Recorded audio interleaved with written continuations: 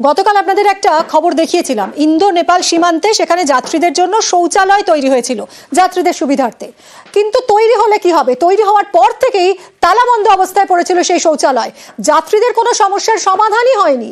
আমরা গতকাল এই খবর দেখাই আপনাদের এবং তারপরে নড়ে চড়ে বসে প্রশাসন। অবশেষে এই শৌচালয়ের তালা ভেঙে দেওয়া হলো। দেখুন, পানি ট্যাঙ্কির এই শৌচালয়ের তালা ভেঙে দেওয়া হলো, খুলে দেওয়া হলো শৌচালয় যাত্রীদের ব্যবহারের জন্য। নিউজ 18 বাংলার খবরের জের আমরাই এই খবর দেখিয়েছিলাম গতকাল এবং তারপর আজ পানি ট্যাঙ্কিতে তালা ভেঙে খুলে দেওয়া হলো শৌচালয়। বিশ্বজিৎ রয়েছেন আমাদের সঙ্গে ফোনে, বিশ্বজিতের সঙ্গে কথা বলবো। বিশ্বজিৎ, অবশেষে তালা ভাঙা হলো, মানে এতদিন কি এই খবর কারুর নজরেই আসেনি যে শৌচালয় তৈরির পর থেকে ব্যবহার করা যাচ্ছে না, তালা বন্ধ হয়ে পড়ে রয়েছে? আমরা দেখালাম, তারপরেই টনক নড়লো প্রশাসনে। দেখো, একেবারেই কোনো প্রশাসনের কোনো পদক্ষেপই কিন্তু এতদিন পর্যন্ত দেখা যায়নি। বাস্তবায়ন হয়েছিল যাত্রীদের সুবিধার জন্য, এই সীমান্ত এলাকায় তৈরি হয়েছিল প্রায় লক্ষাধিক টাকা খরচ করে এই শৌচালয়, কিন্তু দেখা যাচ্ছে সেই শৌচালয় তালা বন্ধ ছিল। গতকাল আমরা নিউজ 18 বাংলায় খবর করি, তারপরেই পদক্ষেপ। প্রশাসনের আধিকারিকরা ঘটনাস্থলে পৌঁছান। স্থানীয় পঞ্চায়েত সদস্য তিনি একেবারে হাতুড়ি দিয়ে এই তালাগুলোকে ভেঙে দেন এবং সবার উপযোগী করে দেন। তিনি যেটা জানাচ্ছেন যে প্রধানের কাছ থেকে নির্দেশ পান এবং তারপরেই কিন্তু এই পদক্ষেপ নেওয়া হয়। আপাতত সমস্ত যাত্রীরা তারা কিন্তু এখানে বিনা পয়সায় এই শৌচালয় কিন্তু ব্যবহার করতে পারছে। বিশ্বজিৎ, এই তালা তো ভাঙা হলো আমরা দেখতে পাচ্ছি, তার মানে এই তালা কে দিয়েছিল সেটা কি কিছু জানা গেল? দেখো, স্থানীয় পঞ্চায়েত সদস্য জানাচ্ছে এখন পর্যন্ত কে বা কারা এই তালাগুলো লাগিয়েছিল তা কিন্তু পরিষ্কার নয়, তবে তারা অনুসন্ধান চালাচ্ছে কারা এই তালাবন্ধ অবস্থায় রেখেছিল। পঞ্চায়েতের টাকা থেকে এই শৌচালয় তৈরি, তারপর কে বা কারা কেন এই তালা বসালো তা নিয়েও কিন্তু যথেষ্ট প্রশ্ন উঠছে। তবে প্রধান জানাচ্ছে তারা পুরো বিষয়টি নজরে রেখেছে। আগামী দিনে এই শৌচালয় যাতে সবার উপযোগী প্রতি সময় পাওয়া যায় সেজন্য তারা ব্যবস্থা করছে। পরিষ্কার পরিচ্ছন্ন রাখার জন্য আগামী টেন্ডার করে এজেন্সির হাতে এই শৌচালয়কে তুলে দেওয়ার সিদ্ধান্ত নিয়েছে রানীগঞ্জ পানিসারি গ্রাম পঞ্চায়েত। ধন্যবাদ বিশ্বজিৎ। অনেক ভালো, অনেক ভালো, সবারই ভালো। এখানে গাড়ি আছে, বাস টাস আছে, অনেকে দাঁড়ায়, ওরা আগে খুঁজে পাইতো না, এখন আপনাদের জন্য এটা খুললো। নিউজ 18কে ধন্যবাদ, এটা করছেন খুব সুন্দর। আপনাদের নিউজ 18 সংবাদে আমরা বলার পরেই আপনাদের সাহায্যে, নিউজ 18 বাংলার সাহায্যেই আজকে আমাদের এই টয়লেট বাথরুম খুললো। অসংখ্য ধন্যবাদ, নিউজ 18কে অসংখ্য ধন্যবাদ। মানে আমাদের গ্রাম পঞ্চায়েতের পক্ষ থেকে টয়লেট তো আগে থেকেই ছিল, রিপেয়ারিং এর ব্যবস্থা করে দেওয়া হয়েছে। জলের ব্যবস্থা ছিল না, জলের ব্যবস্থা করে দিয়েছি, কিন্তু সেখানে যে বন্ধ রয়েছে সেটা আমাদের জানা ছিল না, সেটা আপনাদের মাধ্যমে আমরা জানতে পেরেছিলাম। আপনার এখন দ্রুত তালা খোলার ব্যবস্থা নির্দেশ দেওয়া হয়েছিল, এখন তালাও খোলা হয়ে গেছে। ওটা সবার সুবিধার্থের জন্য দেওয়া হয়েছে, সবাই যেন টয়লেটটা ইউজ করতে পারে।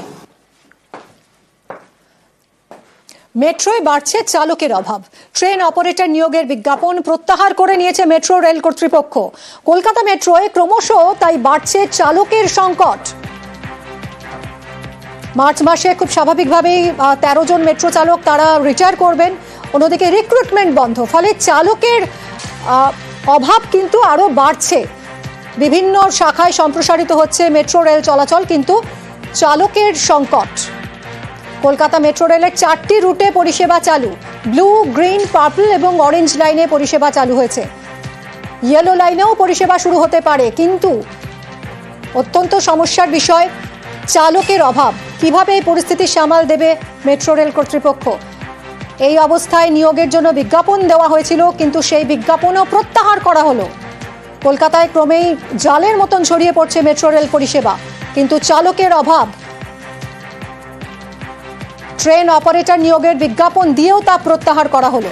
কলকাতা মেট্রো রেল কর্তৃপক্ষ বিজ্ঞাপন প্রত্যাহার করল।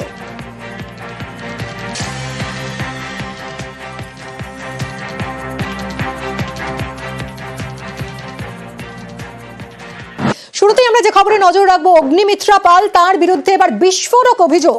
নির্বাচন কমিশনে কয়েক কোটি টাকা তথ্য গোপনের অভিযোগ বিজেপি বিধায়কের বিরুদ্ধে।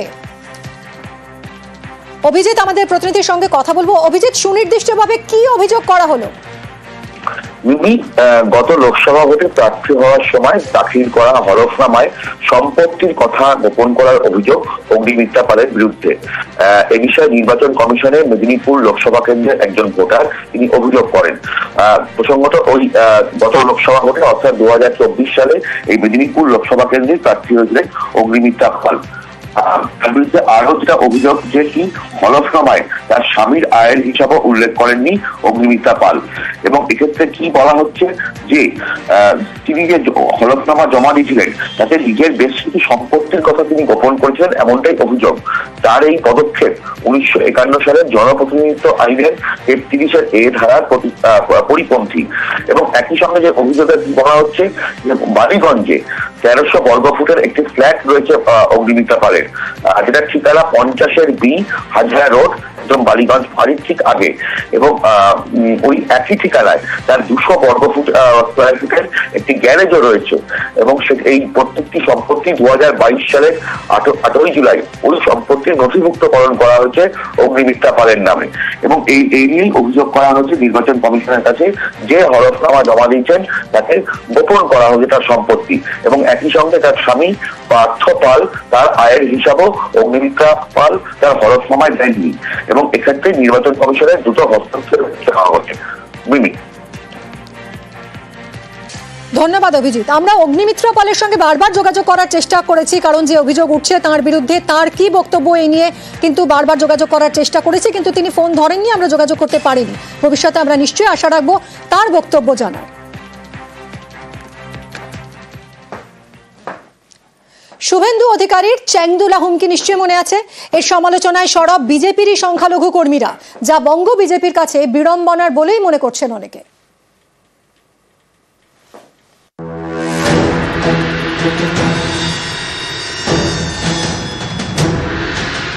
ওদের দলের যে কটা মুসলমান এমএলএ জিতে আসবে, বিজেপি সরকারে আসবে, চ্যাংদোলা করে তুলে রাস্তায় ফেলবো। শুভেন্দু বাবু এমন এমন লেকচার দিচ্ছেন, ভাষণ দিচ্ছেন যে মুসলিমদের তুলে আছাড় মারবো। আমরা কোনোদিনও ভাবিনি যে ভারতীয় জনতা পার্টির মধ্যে এইসব কালচারের মধ্যে আমাদের থাকতে হবে যে মুসলিম বিদ্বেষী কথা হবে।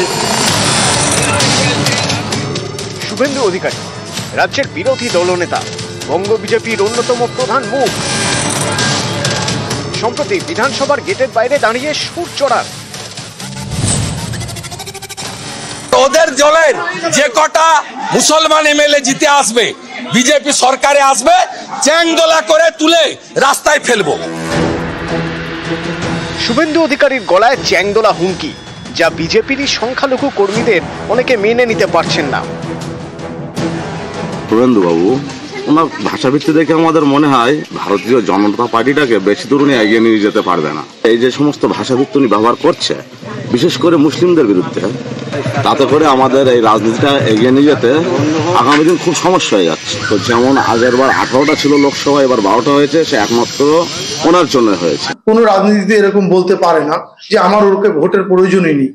যদি প্রয়োজন নাই থাকে তাহলে এরা কেন খেটেছে, এরা কেন ভোট দিয়েছে? এখানে আমার মনে হয় স্বরূপনগর আগামী দিন ক্ষতির কোন ইয়ে দেখবে। অনেকেই মনে করছেন বিজেপিরই সংখ্যালঘু কর্মীরা যেভাবে শুভেন্দুর চ্যাংদোলা হুমকির সমালোচনা করছেন সেটা বঙ্গ বিজেপির কাছে বিড়ম্বনার। তবে এরকম যে হতে পারে সেই ইঙ্গিত মিলেছিল আগেই প্রাক্তন রাজ্য সভাপতি দিলীপ ঘোষের মন্তব্যে। বিরোধী দলনেতা বলছে যে সংখ্যালঘু বিধায়কদের ছুড়ে ফেলে দেবে, তৃণমূল কংগ্রেসের বিধায়ক বলছে মুর্শিদাবাদে গেলে আটকে রেখে দেবে। এই ধরনের রাজনীতি, এটা রাজনীতির বিষয় নয়, কিন্তু যেভাবে হাওয়া গরম করার চেষ্টা হচ্ছে বা যে ধরনের বক্তব্য সরকারি তরফ থেকে আসছে, প্রতিক্রিয়া তো হবেই। কোনোটাই আকাঙ্ক্ষিত নয়, কোনোটাই আমি সমর্থন করি না। গণতান্ত্রিক পদ্ধতির মধ্যে হোক, কিন্তু দায়িত্বটা সরকারকে নিতে হবে যাতে পিসফুল সবকিছু হয়। এটা হতে পারে না কোনো সমাজে, এই কথাটা বলা যায় না। তো বিজেপির সংখ্যালঘু মোর্চাটা তাহলে তুলে দিক, তাহলে নরেন্দ্র মোদী বলে দিন সবকা সাথ সবকা বিকাশ, এসব নাটকবাজি চলে না। দিলীপ ঘোষও তো দেখলাম সমর্থন করেননি। আরে বিজেপির মধ্যে থেকেই তো বিরোধী দলনেতার বিরোধিতা হচ্ছে। লড়াইটা রুটি কাপড়া ওর মাখানের।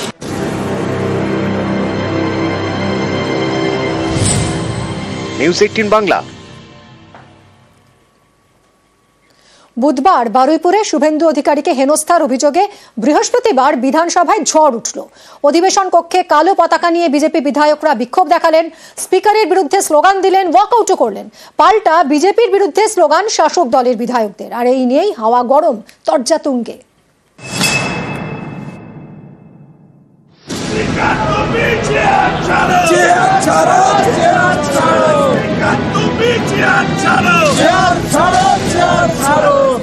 আমরা জনপ্রতিনিধি, আমরা কথা বলবো না তো কারা কথা বলবে? ভিতরে মাইক বন্ধ করে দিচ্ছেন, সাসপেন্ড করে দিচ্ছেন। কোন চেয়ারের জন্য? কোন চেয়ার? আজকে 1 বছর বাকি ইলেকশন। আমি চাই না যে লোকসভার মধ্যে সবাইকে বাদ দিয়ে আমরা আমাদের একতরফা বিলগুলো পাস করে যাবো, সেটা আমরা চাই না। ওদের সুযোগগুলো যদি আসতে পারে, সবাই একটা বিল আছে, সেই বিলে ওরা পার্টিসিপেট করতে পারে যদি ওদের ইচ্ছা হয়। বৃহস্পতিবার গরম বিধানসভা, কালো পতাকা নিয়ে বিক্ষোভ দেখান বিজেপি বিধায়করা। ওয়েলে নেমে চলে পদ্ম বিধায়কদের বিক্ষোভ। বিধানসভা চত্বরে কাগজ ছেড়েও বিক্ষোভ দেখান বিজেপি বিধায়করা। স্পিকারের পদত্যাগের দাবিতে চলে স্লোগান।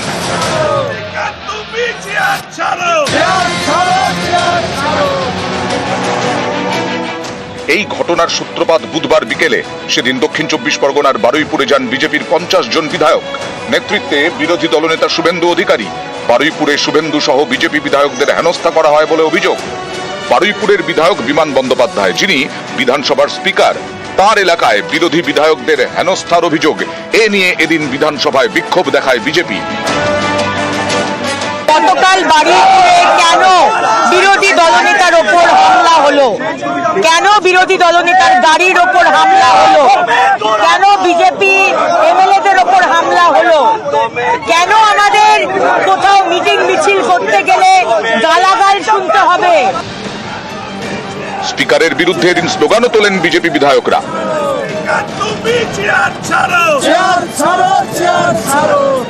আমি যখন চেয়ারে অধিষ্ঠ হয়েছি, তখন কিভাবে আমি অধিষ্ঠ হয়েছি সেটাও ওরা জানে, এবং স্পিকার চেয়ার কখন কিভাবে ছাড়বে আমাদের গণতান্ত্রিক প্রক্রিয়া রয়েছে, সংবিধানে রয়েছে। কিন্তু এইভাবে চিৎকার করে স্পিকারের দিকে দৌড়ে এসে চেয়ার ছাড়ানো, এইসব কোনোদিন হয়নি। এরা জানে আমাদের যে রুলসে পরিষ্কার করে বলা রয়েছে কি করা যাবে কি করা যাবে না। কেউ মানে না, না মানলে পরে কত বলবো। বিজেপি বিধায়কদের বিক্ষোভ স্লোগান, পাল্টা বসে থাকেন তৃণমূল। শাসক দলের বিধায়করাও স্লোগান দিতে থাকেন।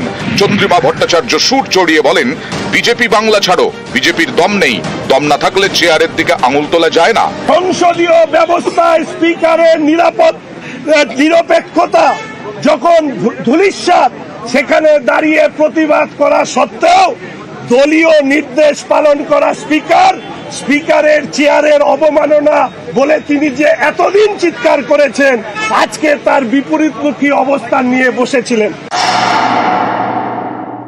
যে রাজনীতিটা এখন হচ্ছে সেটা হচ্ছে শোয়ের রাজনীতি।